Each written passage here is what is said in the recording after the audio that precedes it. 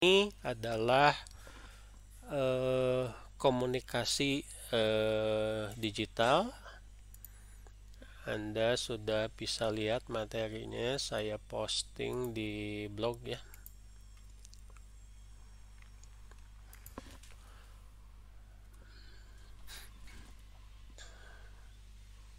Baik, bisa lihat PowerPoint-nya. Halo? Bisa, Pak. Oke. Oke, Pak. Ya, ngecek ya. Saya Bisa, Pak. takutnya ada masalah dengan suara atau gambar. Baik, ya ini adalah hal-hal yang mungkin Anda sudah biasa menggunakannya ya. Jadi kita melihat bahwa komunikasi digital berkaitan dengan seluruh aspek pekerjaan, bisa mendukung aspek-aspek pekerjaan ya, lalu juga kehidupan kita sehari-hari ya. Kita sudah melakukan video conferencing, Anda bisa voice messaging misalkan di WhatsApp ya, Anda bisa audio conference ya. Ya sekarang beberapa mahasiswa tidak menampilkan wajahnya lewat lewat Zoom meeting ya. Saya anggap itu audio conference ya. Telepon service, mobility ya. Bagaimana Anda bisa tetap terkoneksi dengan internet bahkan pada saat Anda berada di luar, misalkan di jalan, di kampus dan seterusnya. Instant messaging ya, mulai dari SMS sampai media sosial, bagaimana Anda menggunakan mengatur kegiatan menggunakan aplikasi kalender ya, baik yang dari aplikasi ada di internet maupun aplikasi yang ada di smartphone Anda. Ini adalah hal-hal yang umum kita lakukan sekarang. Anda sudah kirim tugas pakai email, Anda sudah coba kerjasama ya, tugas kelompok menggunakan collaboration. Kalau dalam istilah kerennya itu adalah semuanya pakai ya, collaboration, bukan cuma email saja ya, conferencing dan seterusnya. Jadi apa yang dimaksud dengan digital communication? Ini adalah kemampuan berkomunikasi dan berkolaborasi ya, kerjasama dengan menggunakan teknologi. Ya kemarin kita di digital question framework itu prinsip panduannya adalah menghormati reputasi dan hubungan. Ya, jadi seperti kita lah sekarang. Ya, pada saat kuliah Anda tahu diri ya, tahu etika bahwa sedang belajar, bahwa saya adalah dosen, jadi tetap beretika. Saya juga menyampaikan kuliah dengan bertanggung jawab ya, sesuai dengan RPS, dan sedapat mungkin ini semua mahasiswa ini memahami ya apa yang saya sampaikan, yaitu menghormati reputasi dan hubungan ya. Tidak ada yang namanya komunikasi bisa berjalan baik kalau tidak ada respect ya antar yang menggunakan komunikasi tersebut. Komunikasi bisa putus atau bahkan komunikasi bisa bisa berjalan dengan tidak baik. Jadi ada komunikasi itu ada tiga hal yang harus diperhatikan dari sisi digital citizenship ya, netizen. Itu adalah Anda harus memahami digital footprint management. Lalu dari digital creativity itu Anda harus memahami online communication and collaboration. Dan dari digital competitiveness ya, Anda harus memahami public and mass communication. Contoh-contohnya nanti kita akan bahas. Nih, sebetulnya ini sudah saya singgung-singgung di awal ya mengenai digital footprint. Sebelum saya mulai ya, satu yang harus Anda perhatikan, sekali Anda menyebarkan sebuah konten di internet itu tidak bisa ditarik lagi. Meskipun Anda sudah delete, ingat itu. Kenapa saya bilang hati-hati menyebarkan sebuah konten di internet? Meskipun misalkan di WhatsApp ada konten delete, itu tetap di WhatsApp-nya tuh apa sih yang namanya digital footprint-nya ada. Jadi apa yang dimaksud dengan digital footprint? Mengacu pada jejak data yang ditinggalkan pengguna saat menggunakan internet, mencakup situs web yang dikunjungi, email yang dikirim, informasi yang dikirimkan secara online. Nah, ini bisa berakibat positif ataupun negatif. Jejak digital dapat digunakan untuk melacak aktivitas dan perangkat online seseorang. Baik ini adalah sengaja, ya, Anda berbagi. Apa contohnya? Contohnya siapa nih? Najhan, halo Najhan. Iya, Pak. Ya, kapan ini terakhir piknik? Kemarin, Pak. Kemarin, lo udah boleh piknik ya? Pakai masker nggak? Pakai, Iya Pak. pakai dong. Iya, Najhan misalkan piknik, lalu selfie, lalu membagikan di media sosial, ya itu dengan sengaja, ya. Tapi misalkan siapa sih nih? Acep, halo Acep. Halo Pak, Ya, Acep ini misalkan menjalankan Google Maps.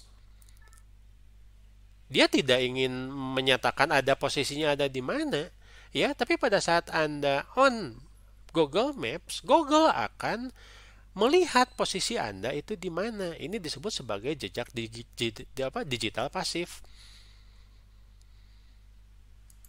Contoh, pernah tidak Anda memperhatikan kalau di YouTube Anda sering misalkan lihat video musik. YouTube-nya login ya, login ke YouTube. Terus Anda lihat video musik. Setiap Anda masuk ke YouTube, pasti disediakan video musik terbaru. Betul? Betul. Ya. Ada yang seneng misalkan lihat apa itu berita-berita sepak bola di YouTube. Pada saat Anda masuk lagi ke YouTube,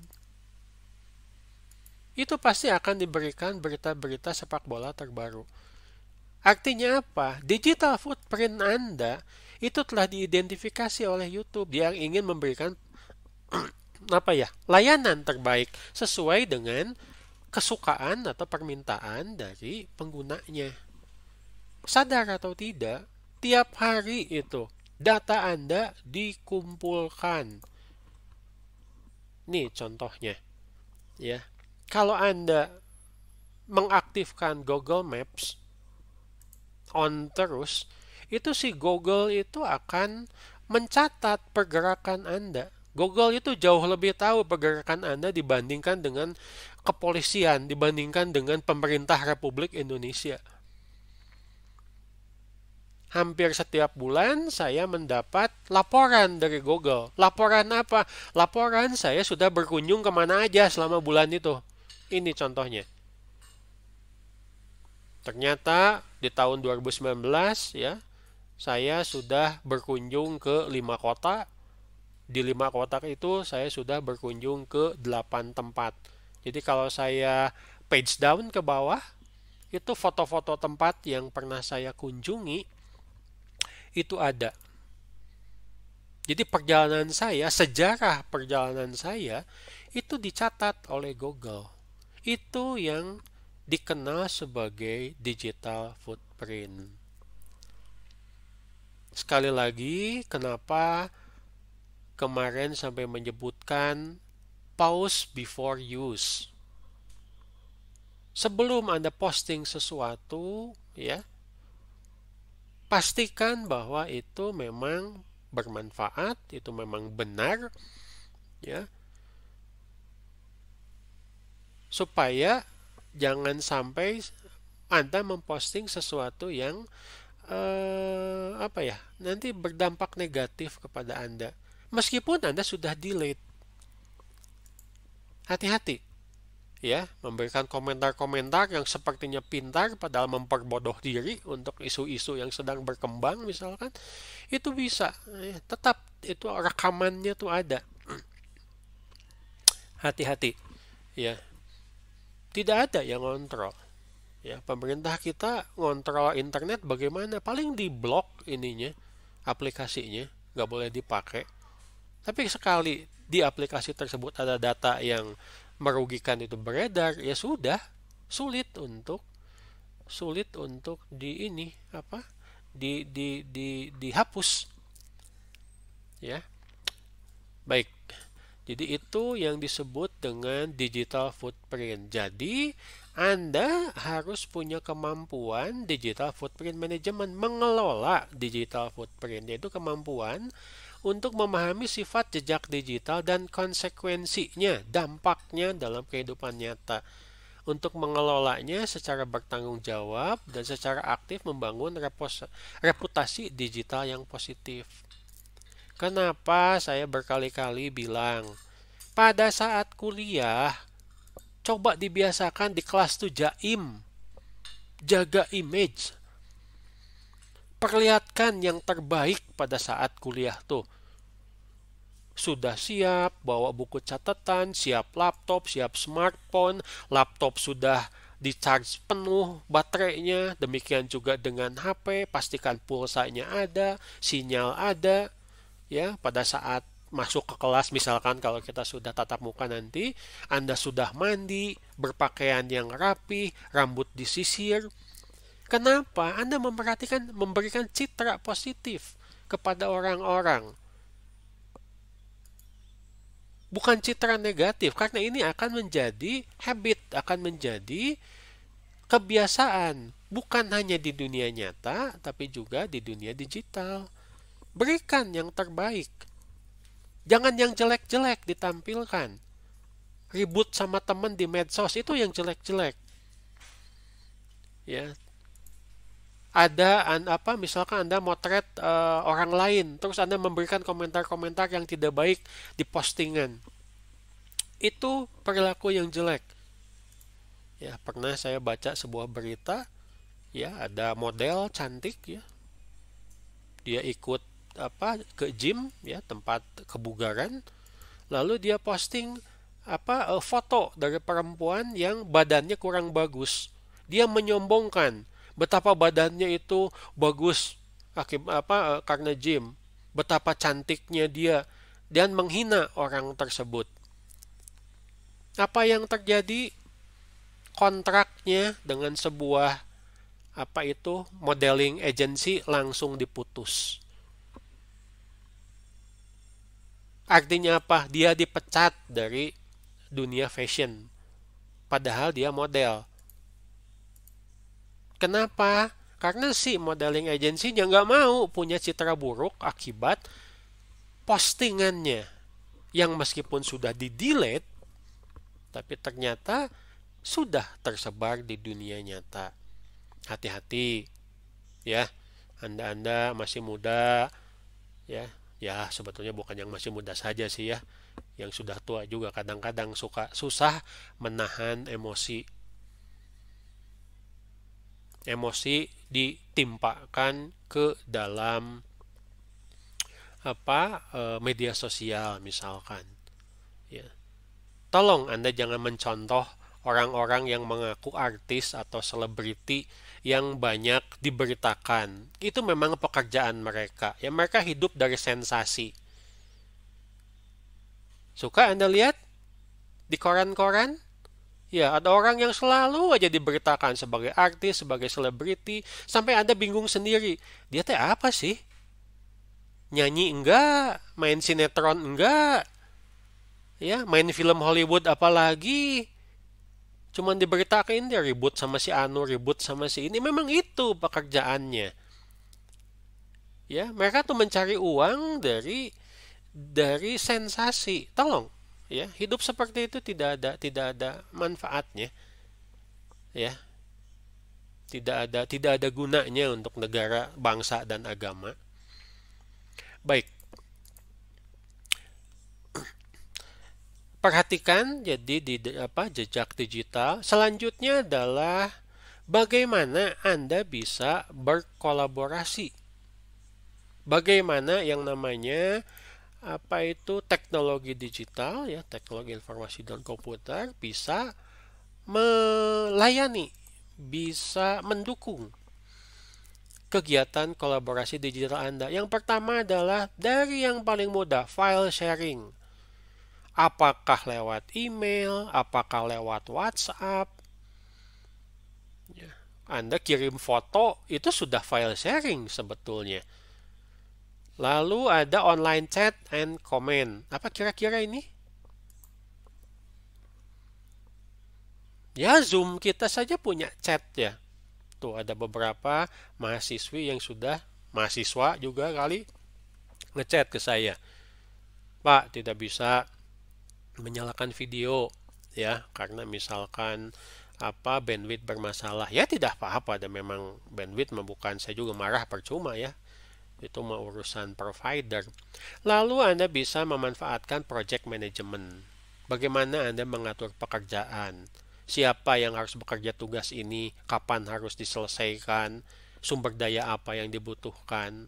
Anda bisa mengelola kontak manajemen, ya, berhubungan dengan orang-orang yang mendukung selesainya pekerjaan Anda. Halo Puja. Iya, Pak. Bisa berikan contoh atau manfaat dari kolaborasi di bidang kalender? Kita bisa namanya?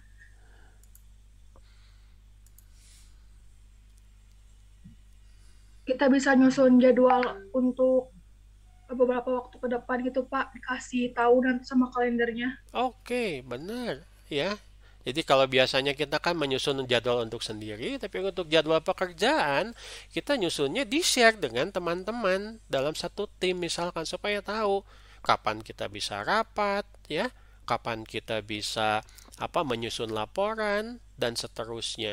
Dari project management, dari kontak manajemen, dari kalender, ini bisa mendukung task assignment and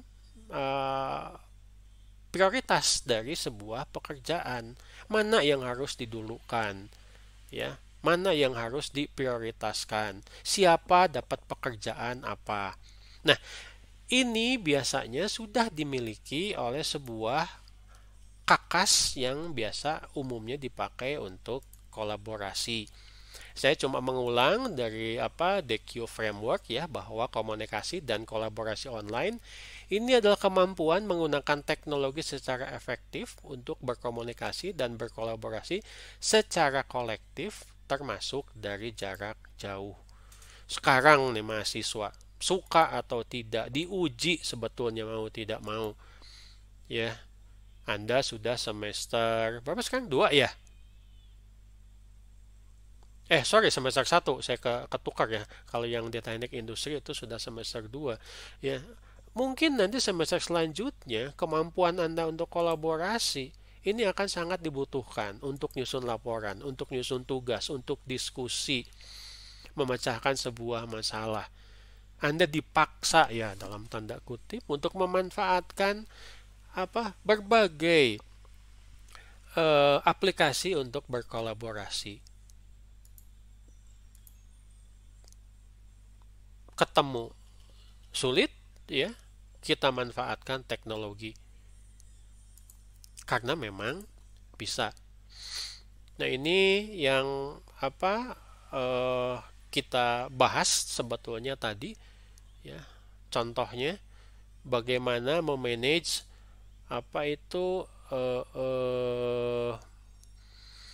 kolaborasi memanfaatkan aplikasi di Google. Sudah tidak aneh misalkan Anda bisa menggunakan email itu baik dari PC, laptop maupun dari smartphone.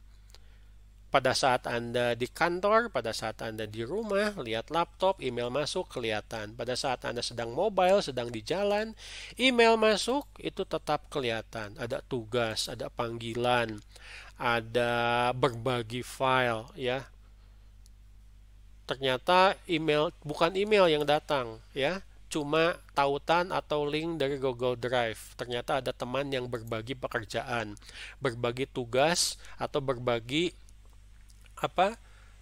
sampai di mana pekerjaannya sudah diselesaikan. Itu bisa dengan mudah.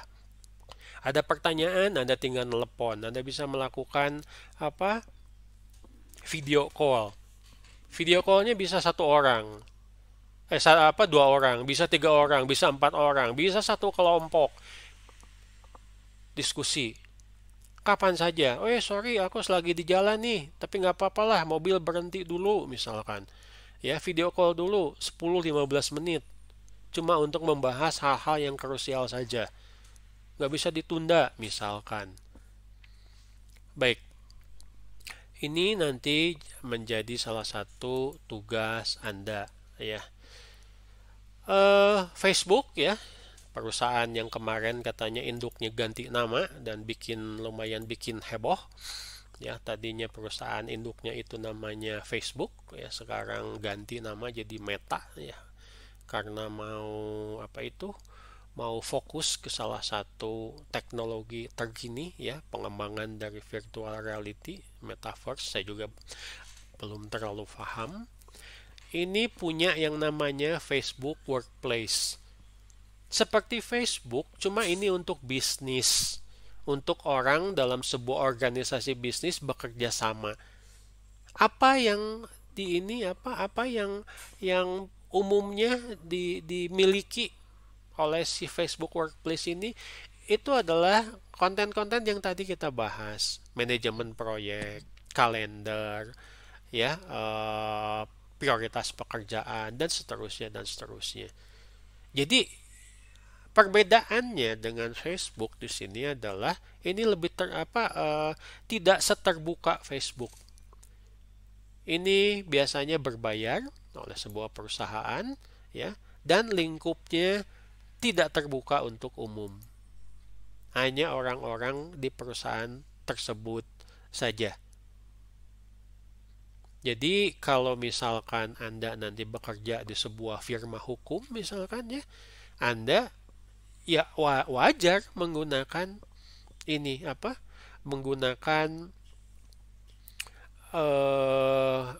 aplikasi kolaborasi digital. Di satu sisi Anda kerjasama dengan teman-teman misalkan dalam satu firma hukum atau dalam satu tempat bisnis dan seterusnya. Di sisi lain juga atasan bisa memantau aktivitas digital anak buahnya supaya bisa dengan cepat mengambil keputusan.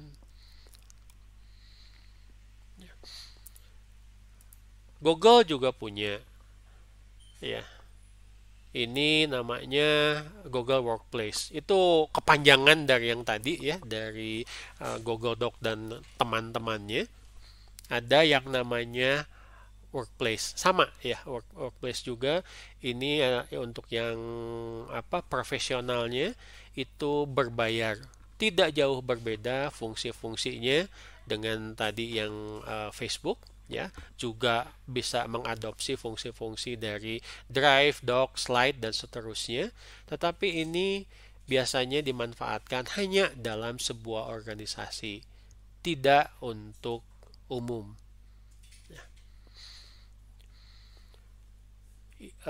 Yang lain-lain mungkin silahkan Anda bisa cari sendiri ya, banyak perusahaan yang menawarkan. Microsoft juga punya ya untuk kolaborasi.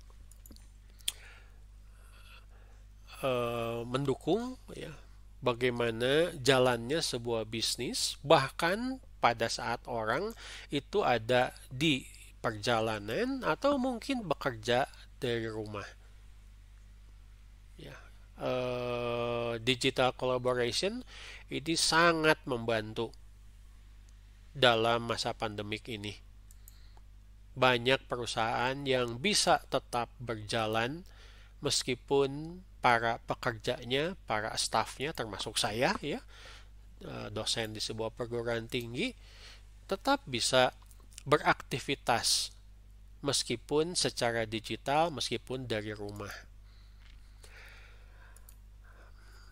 Jadi kolaborasi ini adalah interaksi sosial asosiatif ya, berupa kerjasama, interaksi, ada kompromi ya, namanya juga pekerjaan ya.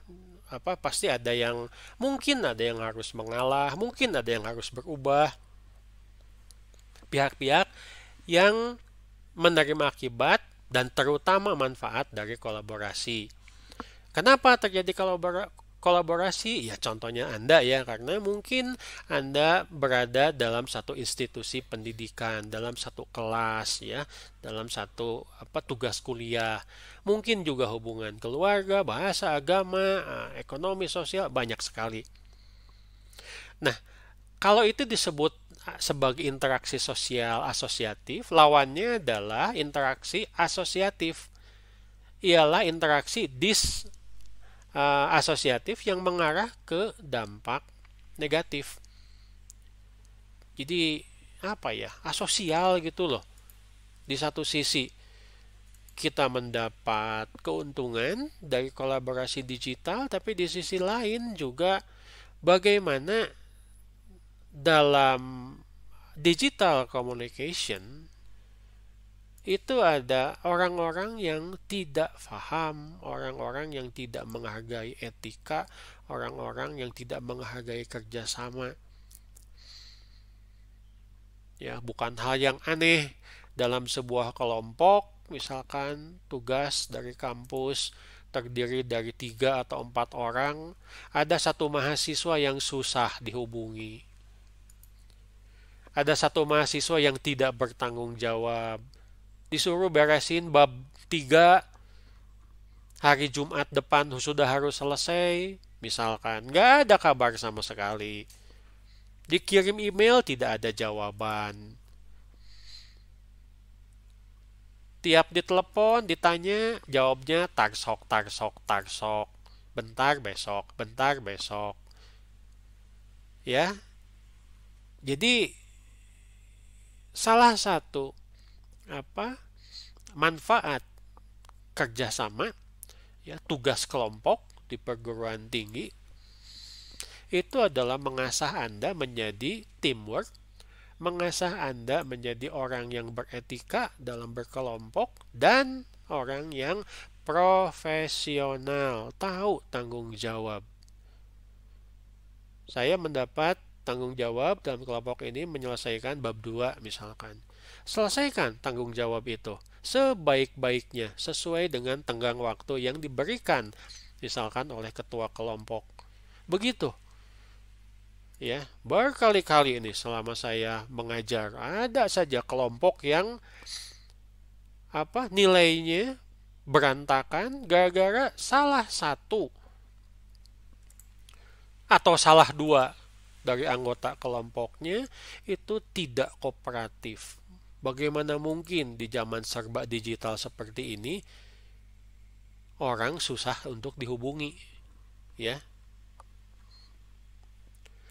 Jadi, pentingnya kolaborasi era digital mampu meningkatkan efisiensi, mendapatkan ide-ide baru. Sebentar. Halo Riza. Kolaborasi mendapatkan ide-ide baru. Betul. Betul. Kenapa? Karena dengan kolaborasi kita bisa mendapatkan lebih banyak referensi dari orang-orang. Jadi lebih banyak ide-ide baru juga. Ide-ide baru, ya. Halo Meisa. Halo. Pernah tidak Anda mendapat ide baru gara-gara ngobrol dengan teman? Pernah. Nah, itu, ya. Jadi kenapa komunikasi itu penting? Ada seorang dosen ngasih tugas. Menurut Anda, aduh ini si dosen kalau ngasih tugas berat-berat amat. Ternyata tugasnya memang dirancang untuk kelompok. Kecil kemungkinan perorangan itu bisa membuat tugas tersebut dengan baik dan benar. Ada desainnya. Ya, jadi Anda harus bisa pintar-pintar membagikan beban kerja, ya. Mendapatkan jaringan itu apa sih? Ya kalau kerjanya bebannya tinggi ya harus dapat orang-orang yang qualified dong. Ya, Anda harus dapat teman-teman yang bisa diandalkan. nih, dibiasakan. Sejak Anda kuliah, Anda sudah membangun jaringan. Jaringan pertemanan. Bukan hal yang aneh, nanti setelah Anda lulus, Anda mendapat tawaran kerja dari teman. Anda mendapat informasi mengenai sebuah proyek atau sebuah pekerjaan dari teman. Itu hasil jaringan. Jadi selama jaim Anda jaga image di sekolah, di kampus, ini kelihatan oleh teman-teman Anda. Teman Anda lebih beruntung dari Anda, dapat pekerjaan, terus perusahaan tempat bekerjanya membutuhkan misalkan sarjana hukum yang lain, yang dia ingat pasti teman-teman yang memang berprestasi di kelas. Oh, saya ingat dulu waktu di kampus itu tugas kelompok, si Anu tuh hebat sekali. Dia bisaan memimpin, bahkan dia membantu saya untuk menyelesaikan tugas kelompok tersebut. Jadi pada saat dia ada lowongan, pasti teman tersebut dikontak karena sudah ada jaringannya. Udah kerja belum? Belum. Masih nyari-nyari nih. Mau nggak kerja di perusahaanku? Yuk. Kerja bareng sama aku. Dan seterusnya, dan seterusnya. Atau bahkan sampai dengan perlu bikin surat lamaran. Nggak perlu, datang aja ke kantor. Datang ke kantor langsung diterima. Gaji 8 juta sebulan misalkan. Hal seperti ini harus diingat. Kenapa Anda selama kuliah ini harus memberikan citra yang baik kepada teman-teman? Anda tuh investasi gitu loh. Investasi apa? Investasi citra ya. Bukan hal yang mudah. Apalagi kalau ada mahasiswa yang sampai dengan salah gaul. Wah, itu mah repot. Yang terakhir adalah komunikasi massa. Ya, kalau boleh sedikit menyombongkan diri, yang kita lakukan di sini adalah komunikasi massa. Ya, saya bicara, banyak orang yang mendengarkan. Komunikasi massa adalah proses di mana seseorang, sekelompok orang atau organisasi mengirim pesan melalui saluran komunikasi ke sekelompok besar orang dan organisasi anonim dan heterogen. Ya kita tidak heterogen ya, Anda semuanya adalah mahasiswa Fakultas Hukum. Komunikasi massa ditujukan pada masyarakat umum atau segmen bagian dari masyarakat umum. Macam-macam, termasuk memanfaatkan sarana digital. Bagaimana dengan segala cara, dengan segala upaya pemerintah ini mensosialisasikan 3M kepada masyarakat. Kadang-kadang masyarakat dapat SMS, kadang-kadang masyarakat dapat email, kadang-kadang masyarakat dapat tautan video mengenai penyuluhan pentingnya 3M. 3M itu bukan makan, minum, dan molor ya. Tolong jangan salah paham.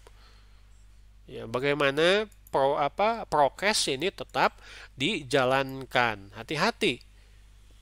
Ya. Tuh, contohnya Singapura. Sudah lebih dari 80% masyarakatnya divaksin. Ya, tapi ternyata ada mungkin yang tidak disiplin menerapkan 3M, tetap saja COVID-nya. Meskipun tidak separah sebelumnya, ya tetap saja namanya juga sakit. Nggak ada yang enak urusan sakit mah. Apalagi di kita ya, belum mayoritas itu yang divaksinasi. Baik, bagian yang terakhir dari digital communication adalah public and mass communication ya, kemampuan untuk berkomunikasi dengan audiens online secara efektif untuk bertukar pesan, ide dan pendapat yang mencerminkan wacana bisnis atau masyarakat yang lebih luas. Kenapa? Ya, saya sangat mendukung mahasiswa misalkan nih yang bikin video penyuluhan hukum sederhana kalau Anda di Fakultas Hukum dan menyebarkannya melalui YouTube. Di satu sisi itu mengasah keilmuan Anda, di sisi lain itu adalah mengasah kemampuan mass communication Anda. Anda bicara dengan masyarakat umum.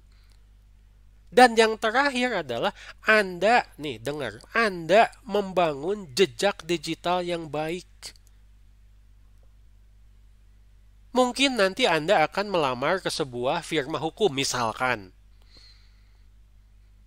Pada saat dilihat, ya itu akan menjadi penilaian yang bagus. Wah, ini yang melamar ke kita sejak mahasiswanya aktif nih di YouTube.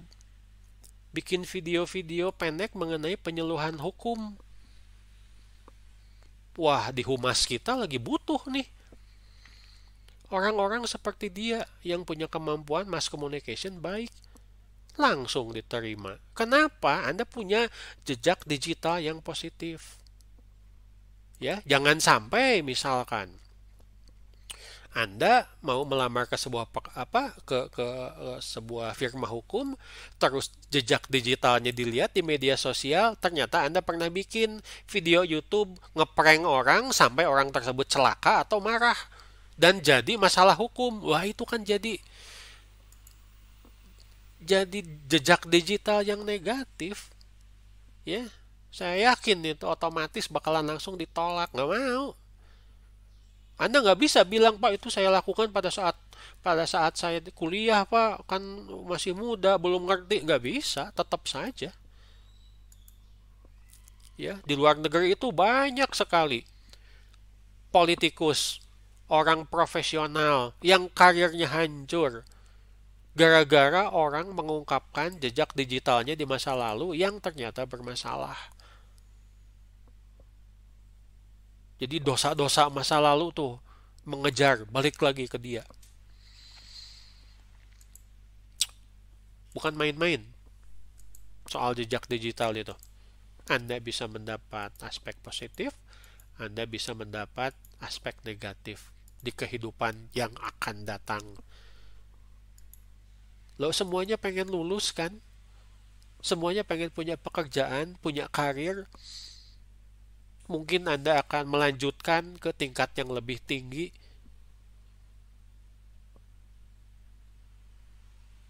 Hindari hal-hal yang seperti itu.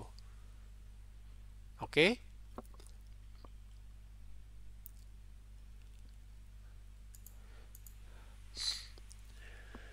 Ya, ini tinggal dibaca saja ya. Sebetulnya sudah kita bahas ya. Etika berinternet. Di ICL juga saya sudah posting link untuk artikel judulnya Netiquette ya, internet etiquette ya. Jadi silahkan Anda baca bagaimana Anda dibiasakan beretika. Contoh paling sederhana, misalkan jangan sampai Anda kirim pesan di WhatsApp pakai huruf besar semua.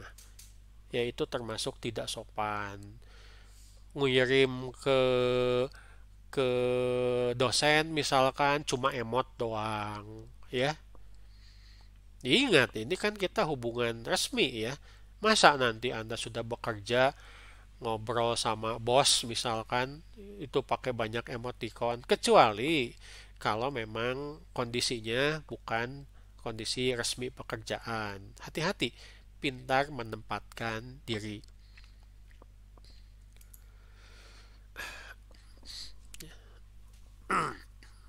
Nah, silahkan ini nanti bisa lihat ya, Netiquette. Nih, ini contoh. Jadi di situ disebutkan kenapa orang itu kadang-kadang suka dengan cepat membalas tanpa dipikir. Misalkan di grup WhatsApp, misalkan di Facebook, misalkan di Instagram, ya komentar-komentar yang biasanya negatif. Orang tidak sadar bahwa di balik kata-kata tersebut ada manusia lain yang punya perasaan, yang bisa tersinggung, yang bisa marah, yang bisa senang, dan seterusnya. Karena kita tidak berhadapan-hadapan, tidak saling menatap mata, tidak melihat raut wajah, bahasa tubuh, dan seterusnya. Jadi seakan-akan itu cuma tulisan saja. Ya, Coba Anda lihat di berita-berita, banyak orang yang sudah posting sesuatu, komentar sesuatu, ujung-ujungnya minta maaf secara publik. Anda harus melihat kepada standar etika, ya. Kita kan orang timur, ya, orang beragama. Hati-hati, beda, apalagi orang Sunda. Ngomong sama bicara sama yang lebih tua beda dengan yang sesama atau yang lebih muda. Bagaimana itu kita bawa tata krama, sopan santun di dunia nyata juga kita bawa ke dunia digital. Itu contohnya ya. Dan ini nomor 10 yang rada-rada susah tuh kadang-kadang. Ya, bagaimanapun orang kadang-kadang hilaf misalkan ya, memberikan sebuah komentar dan seterusnya. Ya, maafkan jika orang lain membuat kesalahan. Sekali dua kali mah dimaafkan ya. Tapi kalau keterusan ya jangan juga ya, harus diperingatkan, apalagi sampai merugikan. Ya, moral ataupun material itu beda lagi. Hati-hati ya. Saya kan pernah membahas, bahkan dalam bicara langsung saja suka timbul kesalahpahaman, apalagi ini menggunakan medium teknologi digital. Nanti dibaca ya. Ini penting soalnya, 10 etika berinternet. Urgensinya adalah ya sebetulnya urgensi untuk keuntungan kita juga. Di satu sisi internet mempermudah komunikasi, komunikasi yang beretika. Di sisi lain bisa juga dimanfaatkan untuk komunikasi yang tidak beretika. Ya, saya sedang bicara, misalkan sekarang kuliah, Anda malah sibuk ya ngelihat HP misalkan. Ya, itu kan tidak beretika. Saya masih ingat tuh waktu kuliah S2 ya. Ada dosen sedang bicara, itu ada salah satu teman saya yang sudah cukup berumur, sudah jadi dosen juga di sebuah perguruan tinggi, ngelihat ke HP-nya, ditegur. Saya yakin dia lihat ke HP-nya urusan pekerjaan, bukan urusan main-main atau update status misalkan. Tapi tetap saja, di posisinya dia sekarang, dia itu adalah seorang mahasiswa, harus memperhatikan dosennya. Etika itu namanya. Karena kalau dibiasakan, Anda bisa lihat seperti anak-anak sekarang. Ya, kalau dalam bahasa Sunda nama indung bapana ngomong, maraneh nama asik weh ningali smartphone. Sudah nggak ada sopan santun.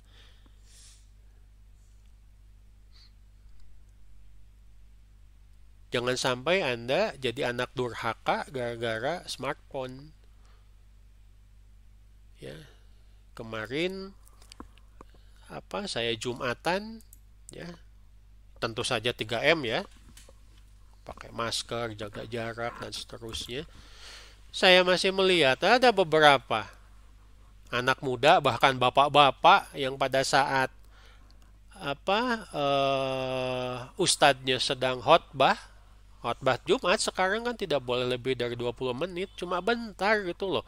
Tapi tidak tahan itu untuk tidak memeriksa HP. Saya tidak tahu ya ilmu apa yang dia pegang, tapi menurut saya dan yang saya dapatkan bahwa kalau Jumatan itu khotbah dan sholat itu satu paket. Jadi kalau khotbahnya tidak mendengarkan, ya Jumatannya tidak sah. Tapi kok dia malah asik dengan smartphone-nya? Apa nggak bisa dimatikan dulu? Cuma setengah jam gitu loh. Ya, kalau dalam bahasa Sunda nama moal paeh teu ningali smartphone setengah jam mah, apalagi ini dalam rangka ibadah. Jadi kalau dari sisi ya sebetulnya bukan bercanda, menurut saya mah takut ya. Bayangkan Anda menghadap yang maha kuasa gitu loh. Anda menghadap Allah Subhanahu wa taala, minta rezeki, minta perlindungan, kalah ka ripuh ku HP. Riza, ada pendapat? Lihat orang yang seperti ini. Najhan, ada pendapat lihat orang yang seperti ini?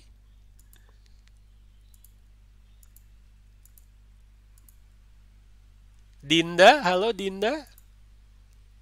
Salwa, ada pendapat?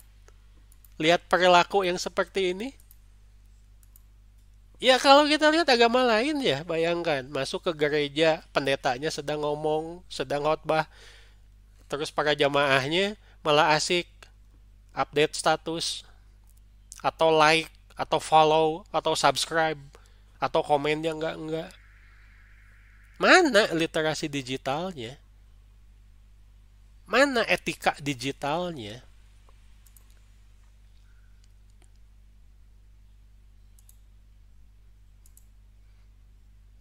Jangan sampai nanti hal tersebut menjadi apa?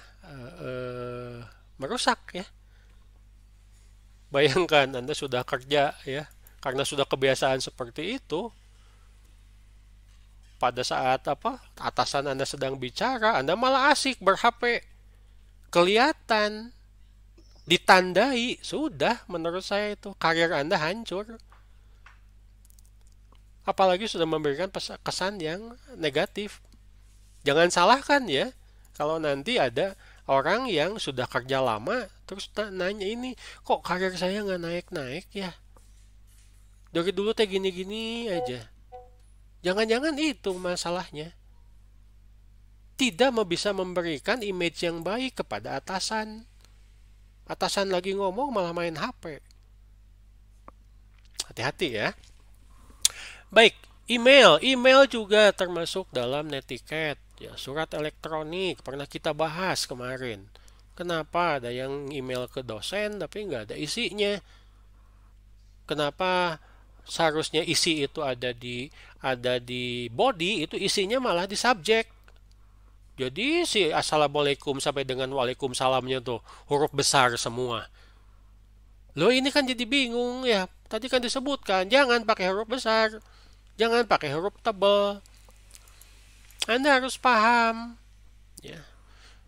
Ya ini sejarahnya saja ya, ternyata juga sudah cukup berumur namanya email, tahun 71, jadi kurang lebih sudah 50 tahun.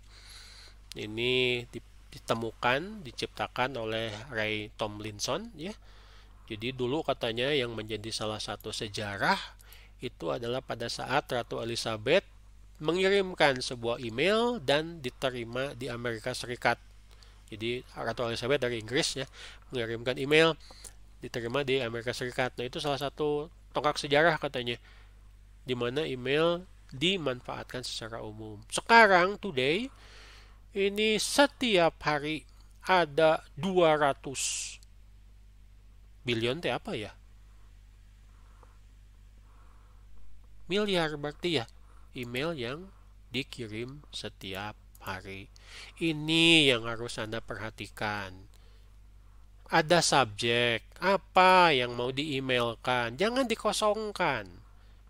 Harus jelas.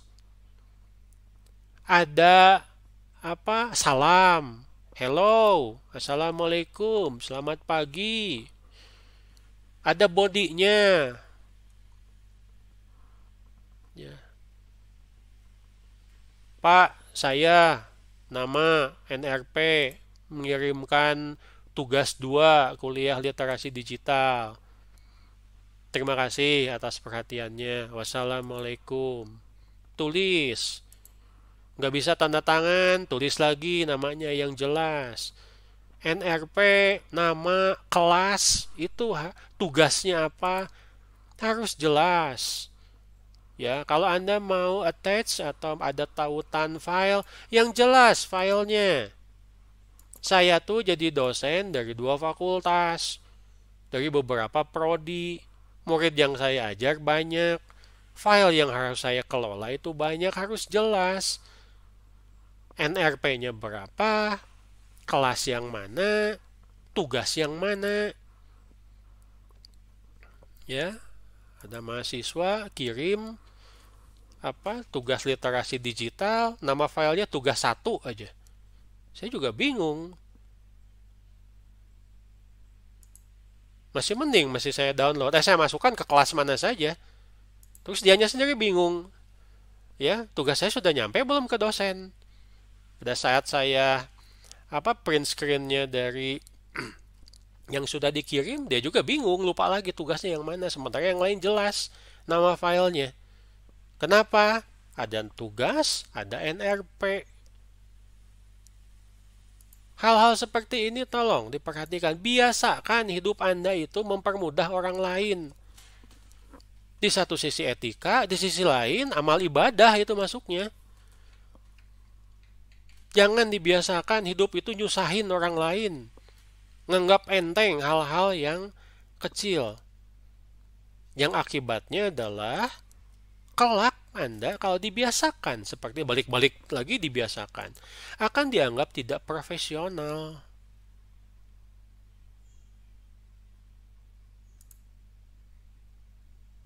Anda mau dianggap sebagai nanti lulusan sarjana hukum dari Universitas Pasundan, dianggap tidak profesional,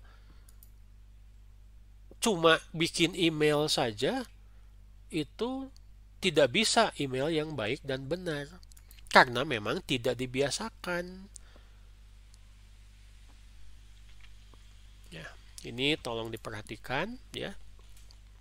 Jadi komponen email, ya ini istilah-istilah yang harus Anda pahami ya. Anda misalkan jadi sender, lalu ada mail agentnya, Anda menggunakan Gmail atau Passmail, ada message-nya, ada email transport subsystem ya, jaringannya. Apa itu, Anda pakai provider mana, ada receiver, saya misalkan sebagai dosen, lalu ada email agent software ya, ada perangkat lunaknya, Google misalkan, lalu ada email address. Hati-hati ya, email address pastikan